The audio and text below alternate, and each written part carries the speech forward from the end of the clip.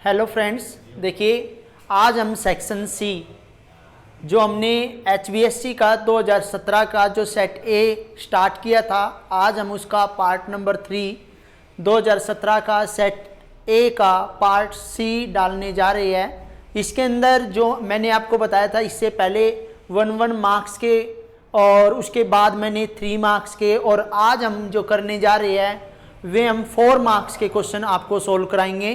कैसे आपको करने हैं ध्यानपूर्वक देखना है। ये कह रहा है प्रश्न नंबर 22 में निम्नलिखित समीकरणों को हल कीजिए। देखिए यहाँ पे 2 समीकरण दे रखे हैं और यहाँ पे आप देख रहे होंगे समीकरण नंबर ए और समीकरण नंबर बी। तो आप यहाँ पे देखिए कैसे इनको सोल्व करना है। पहला समीकरण है 2x बटे में 3 प्लस y बटे में 2 बराबर 3, और दूसरा समीकरण है x बटे 2 माइनस 2y बटे में 3 बराबर 1 बटे 6। सबसे पहले तो हमें इन्हें रैखिक समीकरण में बदलना है। देखिए सबसे पहले 3 और 2 का एलसीएम लेंगे। हमारा एलसीएम आया 6, और 3 को 6 से भाग करेंगे, यहाँ पे आंसर आएगा आपका 2, और 2 की गुणा ऊपर वाले से करेंगे, 2 दूनी 4x, प्लस आएगा 2 की भाग 6 से करेंगे 3, और 3 की गुणा ऊपर वाले से। हमें ये बताया जाता है जब एलसीएम लेते हैं नीचे वाले से भाग किया जाता है, ऊपर वाले से गुणा किया जाता है, जो भी आंसर आता है। अब यहाँ पे क्या लिखना आपने 3। अब इसको इसके नीचे 1 लगा के आर पार की गुणा करेंगे, 1 की इनमें करेंगे 4x प्लस में 3y बराबर 6 3 18। ये हमारा बन गया समीकरण नंबर 1। इसी तरह हमने इस समीकरण नंबर बी को भी सोल्व करना है। दोनों का एलसीएम लेंगे, 6 आएगा, 2 से इसको भाग करेंगे, यहाँ पे आया आपका 3, और 3 को x से 3x माइनस 3 की 6 से 2, तो 2 दूनी 4y बराबर 1 बटे 6। देखिए यहाँ पे इस 6 से ये 6 कैंसिल हो जाएगा, यहाँ आएगा 3x माइनस 4y इक्वल 1, और ये हमारा समीकरण नंबर 2। हमने आपको विलोपन विधि सिखा रखी है जब हमने अपना सिलेबस कराया था। तो यहाँ पे लिखेंगे समीकरण 1 व समीकरण 2 की तुलना करने पर।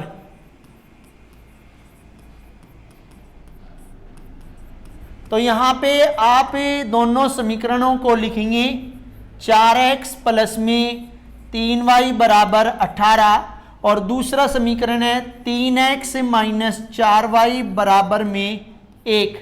अब इनको हम क्या करेंगे बराबर, क्योंकि विलोपन में तभी सोल्व किया जाता है जब वो आगे वाले या कोई भी x या y कोई भी आप बराबर करोगे। यहाँ पे मैं इसको बराबर कर रहा हूँ x को, तो 3 की गुणा यहाँ पे होगी और 4 की गुणा नीचे। तो आप यहाँ पे देखिए 3 चौके 12x प्लस में 3 तिया 9y और 18 तिये 54। यहाँ पे देखिए 3 की 12 से करेंगे 12x माइनस 4 चौके 16y और 4 एकम 4। यहाँ पे ध्यान दीजिए माइनस प्लस माइनस, ये वाला माइनस 12 में से 12 गए, 0 बचेगा, और यहाँ पे 9 है, और 9 और 16 हो गए 25y बराबर में 54 में से 4 गए 50, और यहाँ पे 25 गुणा में है, तो यहाँ पे हम लिखेंगे भाग में। तो 25 से कम 25, 25 दूनी 50, y का मान कितना आया 2 आएगा, और y का मान समीकरण नंबर 1 में रखने पर।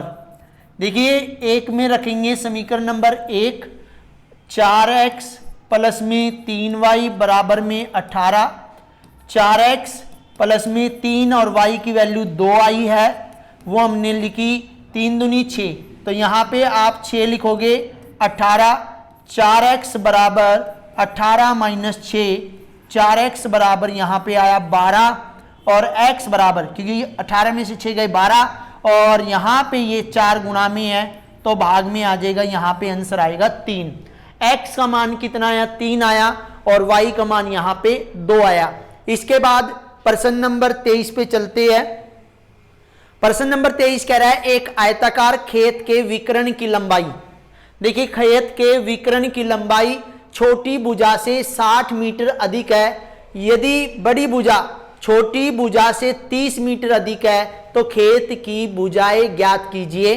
देखिए यहां पे कह रहा है छोटी भुजा से 60 मीटर अधिक है और यदि बड़ी भुजा छोटी भुजा से 30 मीटर अधिक है तो खेत की भुजा क्या होगी। आपने देखिए प्रश्न तो यहां पे ये बनता था कि एक आयताकार खेत के विकर्ण की लंबाई छोटी भुजा से 60, ठीक है, ये 60 अधिक है और बड़ी भुजा जो है वो छोटी भुजा से 30 मीटर अधिक है, तो आपने खेत की भुजाएं ज्ञात करनी है। तो सबसे पहले हम एक आयताकार खेत बना लेते हैं। आयताकार खेत बनाया और उसका एक हमने विकर्ण लिया। इस आयताकार खेत के नाम लिखेंगे ए बी सी डी। यहां पे आप ए और सी को देख रहे होंगे, विकर्ण है, और ये आप छोटी भुजा ले लो,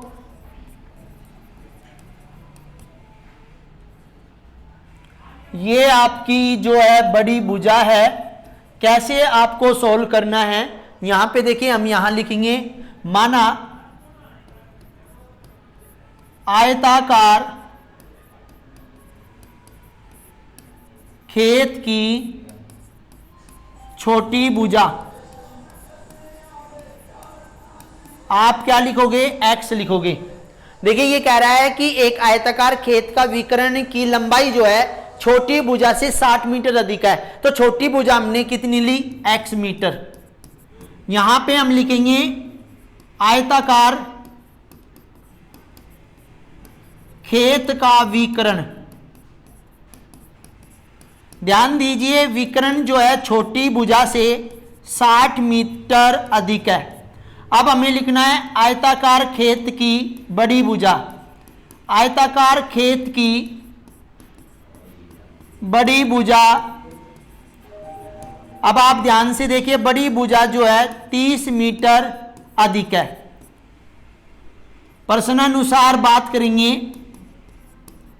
आप ये देखिए यहां पे ए बी और सी एक समकोण त्रिभुज बन जाता है, तो समकोण त्रिभुज में हम पाइथागोरस प्रमेय का यूज करेंगे। यहां लिखेंगे पाइथागोरस प्रमेय से। कैसे भैया, अब समझाएंगे आपको। देखिए यहां पे आप देखिए छोटी भुजा x है तो बड़ी भुजा कितनी है, x प्लस में 30 है और विकर्ण x प्लस में 60 है। ध्यान दीजिए भाई, पाइथागोरस प्रमेय में कर्ण का वर्ग बराबर में आधार का वर्ग प्लस में लंब का वर्ग लगेगा। कर्ण हमारा कितना है, x प्लस में 60 का वर्ग, आधार हमारा कितना है, x प्लस में 30 और लंब हमारा कितना है, x है, इसका वर्ग। देखिए यहां पे a प्लस बी का होल स्क्वायर। देखिए मैंने आपको बता रखा है a प्लस बी का होल स्क्वायर क्या है, a square plus B square plus 2ab, ये हमारा फॉर्मूला रहेगा। और हम यहाँ पे 1 बाय 1, जैसे यहाँ पे x प्लस 60 का वर्गमूल है, वर्ग है, तो यहाँ पे लिखेंगे a स्क्वायर प्लस में बी स्क्वायर प्लस में 2a और b। ऐसे ही हम यहाँ पे लगाएंगे a square plus B square plus 2a और b प्लस में x स्क्वायर। अब यहां पे x स्क्वायर प्लस में 3600, 60 गुणा 60 3600 प्लस में 60 दूनी 120x बराबर x स्क्वायर प्लस में 900 प्लस में 30 दूनी 60x प्लस में x स्क्वायर। देखिए इस x स्क्वायर से ये x स्क्वायर कैंसिल हो जाएगा और ये बाकी चीजें हम इधर लेके आएंगे। हमारे पास बच्चा 3600 प्लस में 120x, यहां लिखेंगे x स्क्वायर 60x प्लस 900। अब इनको इधर लेके आ रहे हैं हम, x स्क्वायर प्लस में 60x plus 900 minus 120x minus के 3600। अब ध्यान दीजिए यहां पे x स्क्वायर और 60 और 120, 60 और 120 में माइनस करेंगे 60x, 90 में से 900 में से 3600 घटाएंगे माइनस के 2700 बराबर 0। हमें 2700 के ऐसे टुकड़े करने हैं कि हमारा 60 आ जाए। देखिए भाई यहाँ पे 2700 आपको दे रखा है और इसके आपने ऐसे टुकड़े करने हैं कि 60 आ जाए।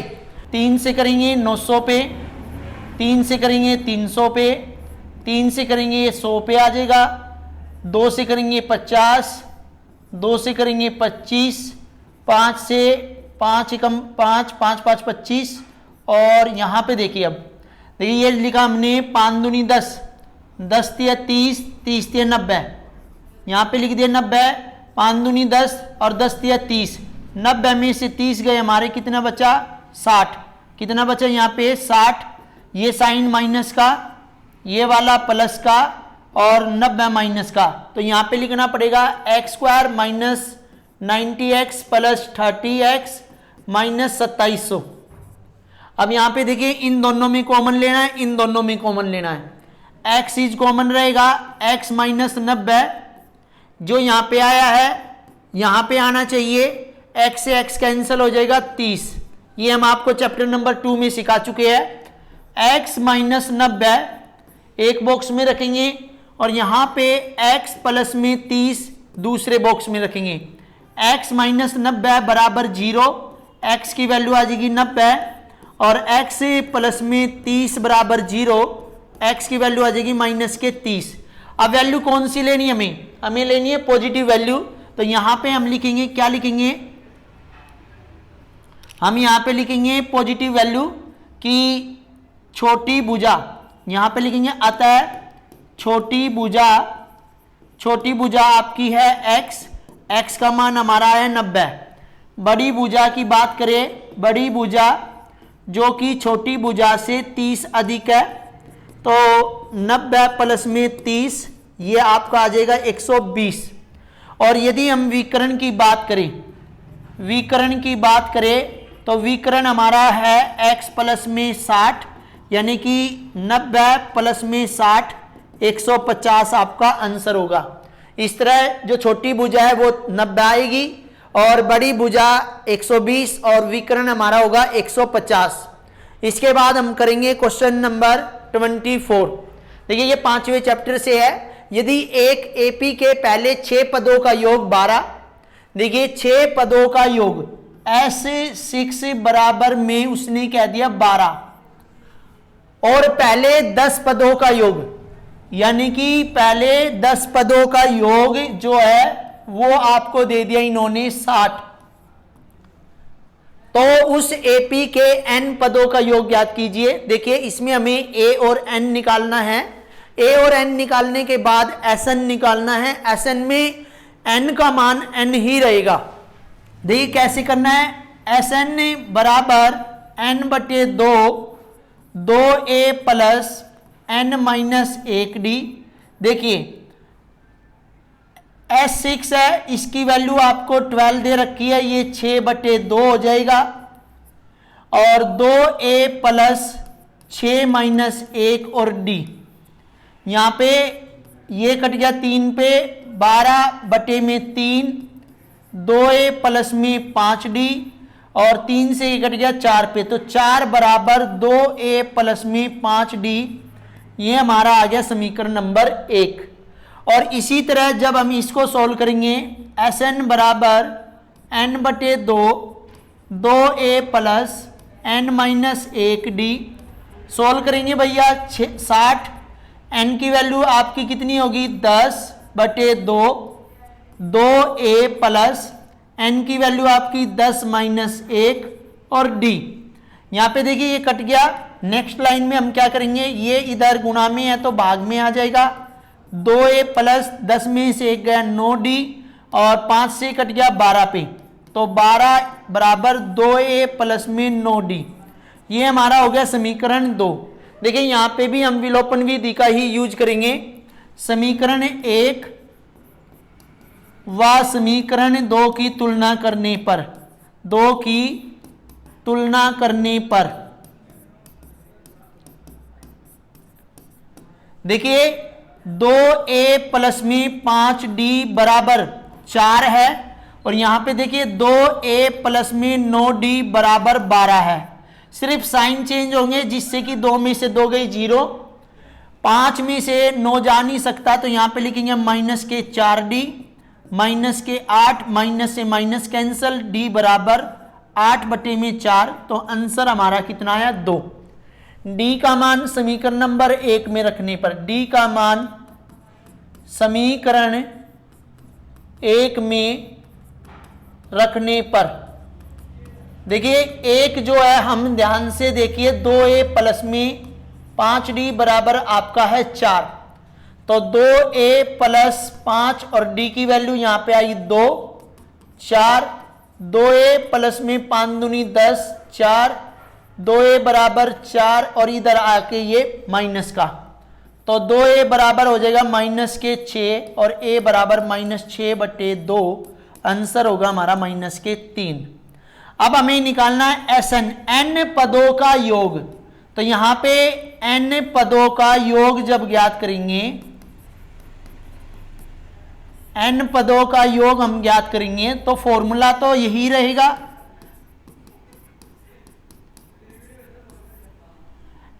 अब देखिए n की वैल्यू n रहेगी 2, 2a की वैल्यू हमारे पास अभी अभी आई है माइनस के 3, n की वैल्यू n ही रखनी है, और d की वैल्यू ऑलरेडी 2 है, तो यहां लिखेंगे n बटे 2 माइनस के 6 प्लस 2n माइनस के 2। अब यहां देखिए n बटे 2 माइनस 2 और माइनस के 6 माइनस 8 प्लस 2n, और n बटे 2, 2 हमने कॉमन लिया, ये बचा माइनस 4 और ये बचा n, इससे ही कट गया, तो हमारे पास आया n bracket minus 4 plus n। अब हम इसकी मल्टीप्लाई करेंगे माइनस के 4n प्लस में n स्क्वायर इक्वल 0 के, n square minus 4n equal 0 के है, तो n स्क्वायर ये 4n इधर भेजा, और ये n स्क्वायर है, n के नीचे n आ जाएगा, ये 4 और n से स्क्वायर कट जाएगा। क्यों कटेगा? क्योंकि यहां पे देखिए हम n गुणा में n बराबर होता है n स्क्वायर, तो इसलिए हमने क्या किया, इसको हमने कैंसिल कर दिया, यहां पे बचा n बराबर में 4, तो n की वैल्यू हमारी 4 होगी। तो n पदों का योग ज्ञात करना है, तो हम Sn का फॉर्मूला लगाएंगे, और n बराबर 4 दे रखा है, तो इसको हमने सॉल्व करना है। देखिए यहां पे हम सॉल्व करेंगे, इसको अलग पेन से कर रहे हैं।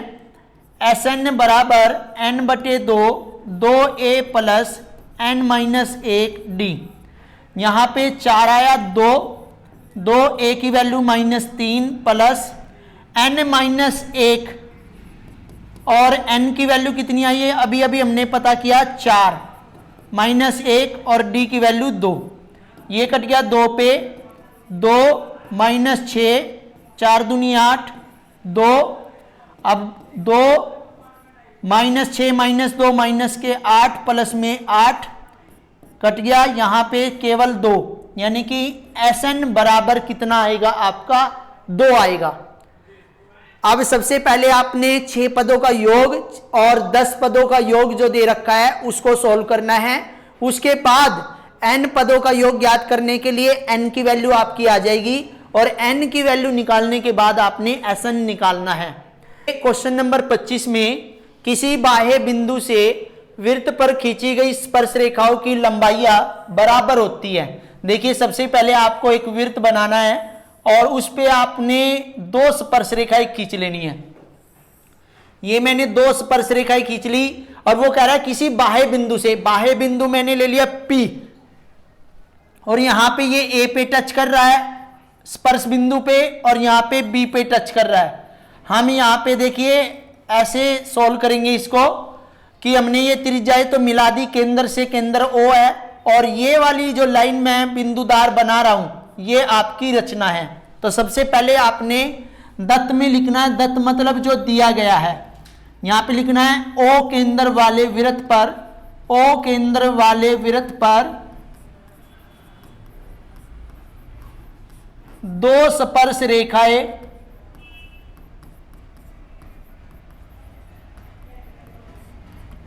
PA एवं PB है। आपने दूसरा लिखना है रचना। रचना में हमने क्या किया? रचना में हमने क्या किया है? OP को मिलाया, OP को मिलाया। इसके बाद तीसरा हमने सिद्ध करके दिखाना है साध्य, जिसको हम साध्य से लिखेंगे। हमें लिखना है PA बराबर PB।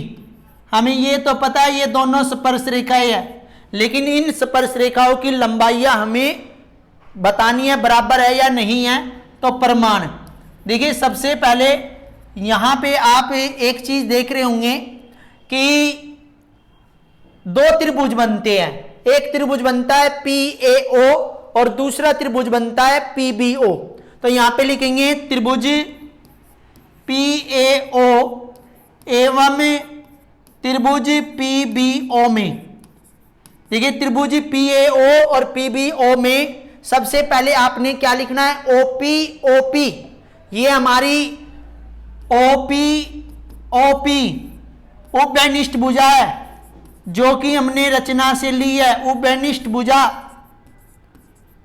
दूसरी चीज आपने क्या लिखनी है? OB OA, ये वृत्त की त्रिज्याएं है। OA बराबर OB, ये त्रिज्याएं हैं। आपने ये क्या लिखनी है? त्रिज्याएं। और तीसरी बात, ये वाला कोण और ये वाला कोण 90 का समकोण है। क्यों? क्योंकि स्पर्श रेखा और त्रिज्याओं के बीच बना कोण क्या होता है? 90, यानी कि समकोण होता है। PAO बराबर कोण PBO, ये लिखेंगे प्रत्येक 90। अब यहां लिखेंगे त्रिभुज PAO सर्वांग सम है त्रिभुज PBO के किसी रूल से? भुजा कोण भुजा नियम से। भुजा भुजा कोण लिख सकते हैं, लेकिन नियम के अनुसार भुजा कोण भुजा लिखनी है। अब आपने क्या लिखना है? PA बराबर है PB के, तो यहां लिखेंगे CP/CT। सर्वांग सम त्रिभुजों की संगत भुजाएं बराबर होती है। यहां पे हिंदी में लिख सकते हैं सर्वांग सम त्रिभुजों की संगत भुजा बराबर होती है।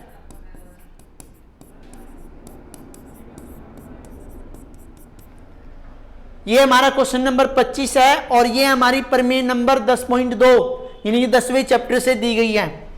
प्रश्न नंबर 26, एक ताश की अच्छी तरह फेंटी गई गड्डी में से एक पत्ता निकाला जाता है, उसके हुक्म का पत्ता होने की प्रायिकता ज्ञात कीजिए। दूसरा, उसके बादशाह न होने की प्रायिकता भी ज्ञात कीजिए। देखिए यहां पे उसने बोला एक ताश की अच्छी तरह से फेंटी गई गड्डी, तो कुल परिणाम कितने होंगे? यहां पे लिखेंगे कुल परिणाम या कुल पत्ते कितने हैं। यहां पे आपको पता 52 पत्ते होते हैं। अब उसने कहा उसके हुक्म के पत्ते होने की प्रायिकता, तो सबसे पहले हुक्म के पत्ते के परिणाम की संख्या कितनी है? इसकी संख्या है आपकी 13। और दूसरा उसने पूछा उसके बादशाह न होने की प्रायिकता। बादशाह न होने की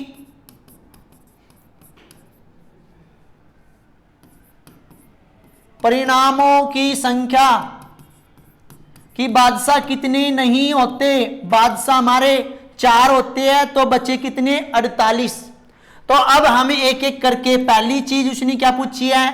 हुक्म के पत्ते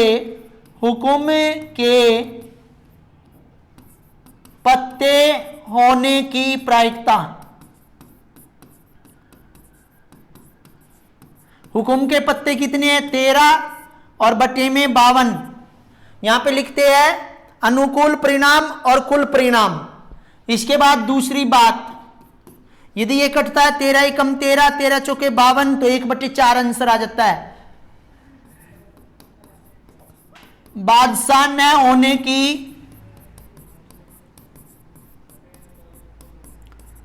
प्रायिकता, बादशाह नहीं है। बादशाह किसमें नहीं है? बादशाह कितने नहीं है? 48 बादशाह नहीं होते, क्योंकि 4 ही बादशाह होते हैं, बाकी बचे 48। देखिए ये 2 से कटेगा 24 पे, 2 से कटेगा 26 पे, 2 से कटेगा 12 पे, 2 से कटेगा 13 पे, तो इसका आंसर होगा 12/13।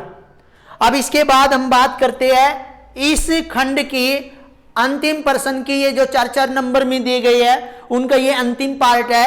5,6 और 1,4 को मिटाने वाली रेखा को x अक्ष पर किस अनुपात में विभाजित करती है, और विभाजित करने वाले बिंदु के निर्देशांक भी ज्ञात कीजिए। सबसे पहले यहां पे देखिए ए बिंदु दे रखा है, ए बिंदु 5,-6, और ऐसे ही आपको दे रखा है बी बिंदु 1,4। अब आपको मैं बता दूं कि ये हमारा x1 है, ये हमारा y1 है, ये हमारा x है, x2 है, और ये हमारा y2 है। अब ध्यान दीजिए यहां पे आपने क्या लिखना है? x अक्ष। क्या लिखना है? x अक्ष। p बिंदु ले रहे, x अक्ष का मतलब है x,0। देखिए जब हम x अक्ष की बात करते हैं तो हमें आंसर लिखना होता है x,0, और यदि y अक्ष की बात करते हैं तो यहां पे लिखना होता है 0,y। तो हमें यहाँ पे x अक्ष दे रखा है और ये किस अनुपात में विभाजित करता है, तो अनुपात हम ले लेंगे अपनी मर्जी से के अनुपात 1, तो यहां लिखेंगे माना अनुपात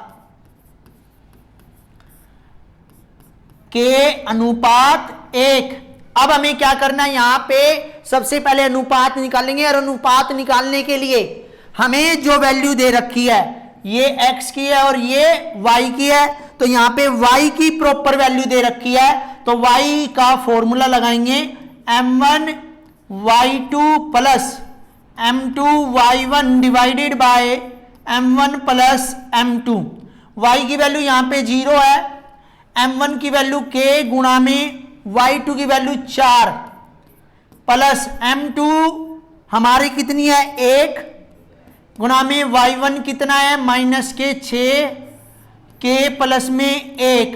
देखिए 0 बराबर 4 के माइनस के 6 बटे में k प्लस 1, आर पार की गुणा करेंगे, यहाँ पे आ जाएगा 4 के माइनस 6, और 0 की इन दोनों से 0, 4 के बराबर 6 और k बराबर 6 बटे में 4, मतलब हमारा अनुपात 3/2।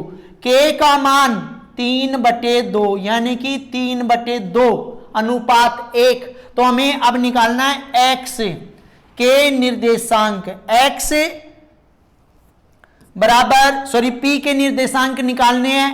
x बराबर m1 x2 m2 x1 divided by m1 plus m2।